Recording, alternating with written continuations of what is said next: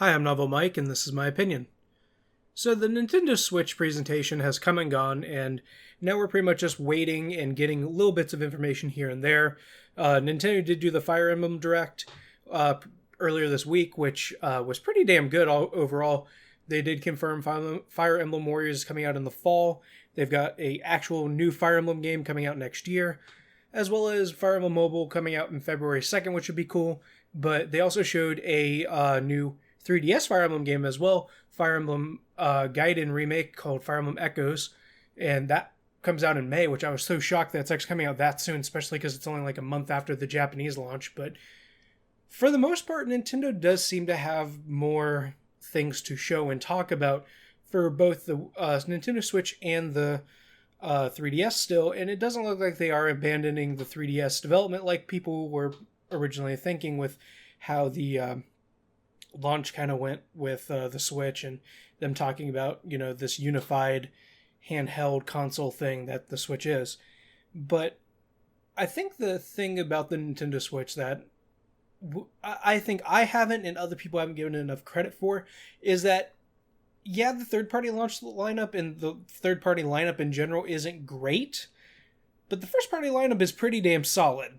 For its first year, it looks like the second year the Wii U had, or even the third year, where, it's launching with Zelda, which is huge, even though it is on the Wii U, and it's a portable Zelda, 3D, not this 2D or, downgraded graphics kind of BS. This is a console version of Zelda on your tablet controller thing that the Switch is.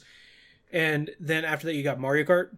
Then you've got ARMS, Splatoon, Mario at the end of the year, maybe Xenoblade, Fire Emblem Warriors in the fall, and other games like that, all coming out within 6 to 9 months, which, to be honest, is pretty impressive. We still don't know what they're going to show at E3, and the reason that I think it feels like a lot of things are being held back is because they are trying to hold some stuff back for E3.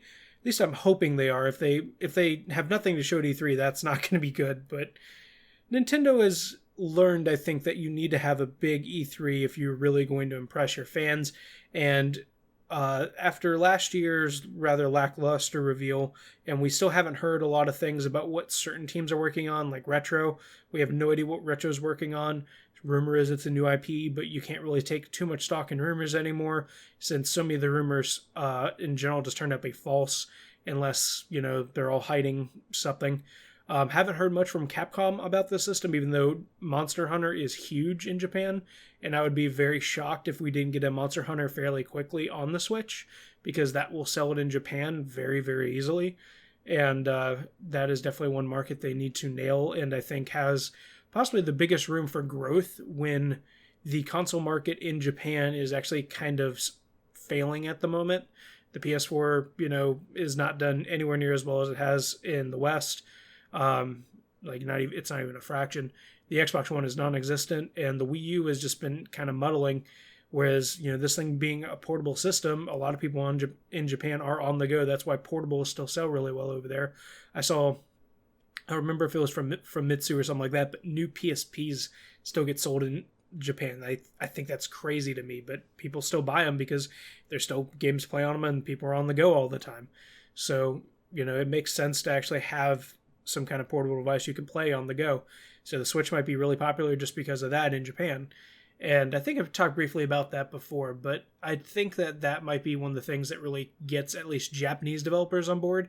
And even though Western developers seem kind of iffy on their support for the system so far, Japanese developers do seem on board. Square Enix is pledging support for multiple franchises for it.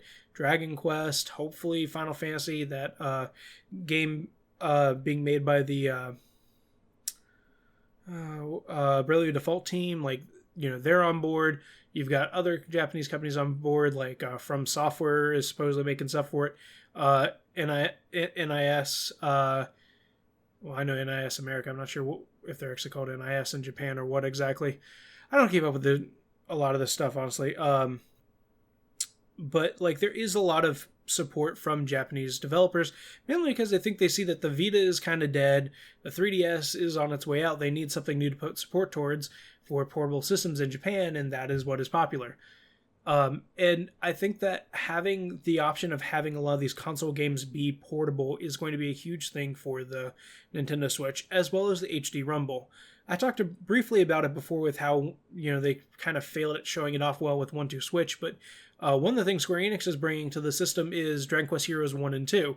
And, that's a Dynasty Warriors kind of game with Dragon Quest characters, for those who don't know. And they talked about how the HD Rumble works with that game, and how essentially, like, when you attack like a slime monster, slimes aren't, they're slimes, they're not consistent, they're not a hard surface, so it has this kind of soft feeling when it does the rumble when you attack them with your sword and whatnot. But when you fight like a golem and you feel all this resistance with your sword, you'll really feel that. That is an amazingly cool feature, and honestly, I see that as being a big thing that could be involved in taking VR even a step forward and having like real sensations to really immerse you in the world. And Nintendo is the one that originally kind of started the whole Rumble craze, so it's nice to see that they've gone back and tried to update it, even though it does look like it's making everything cost an arm and a leg.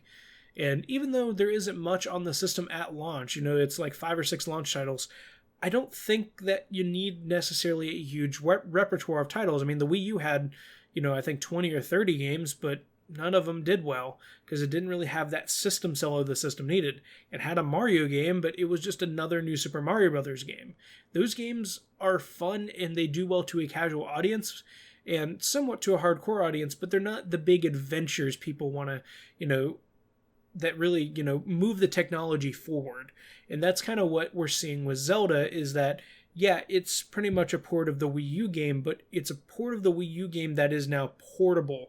Oh my god, I can have a portable Skyward Sword, or not Skyward Sword, Breath of the Wild in my hands on the go. That is amazing. And that is just a really cool idea, and I think that will be what sells the system going forward.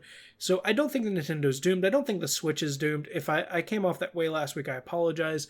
Nintendo is making some mistakes, and I am worried that they haven't learned the right lessons for certain things from the Wii U, but at very least, their first-party launch and the support from Japanese developers does seem on board.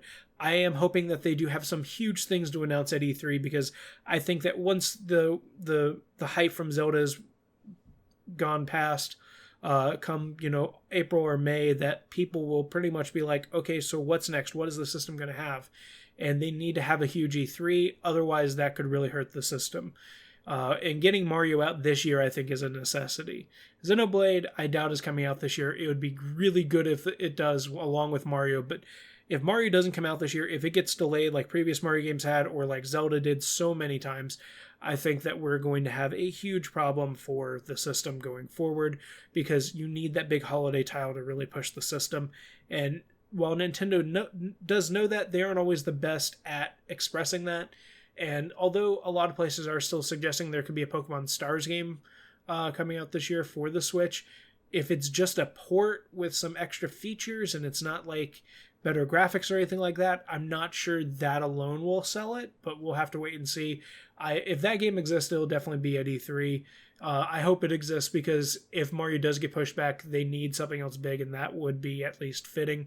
Although I really think Mario needs to come out this year. Nintendo needs to get as many huge titles on this thing as they can for the holiday season, and still have games for next year. Right now, all we know about is Fire Emblem, which, okay, I'm on board because Fire Emblem, but I would like to know what else is going to be coming out for the system, and I think hopefully we'll see a lot of that at E3, and I hope at E3 we get to see a lot more titles for this fall and maybe even late summer season. Something like Monster Hunter in either late summer, early fall would be really good, that kind of thing. But anyway, I'm Novel Mike. That's my opinion. Just wanted to touch up a little bit on the stuff I talked about with the Switch the last couple weeks, and really just key in that I'm still excited for the system. I'm not as worried as I was last week, because I do think Nintendo does have something here, and I don't think that all the pre-orders selling out is stock shortages or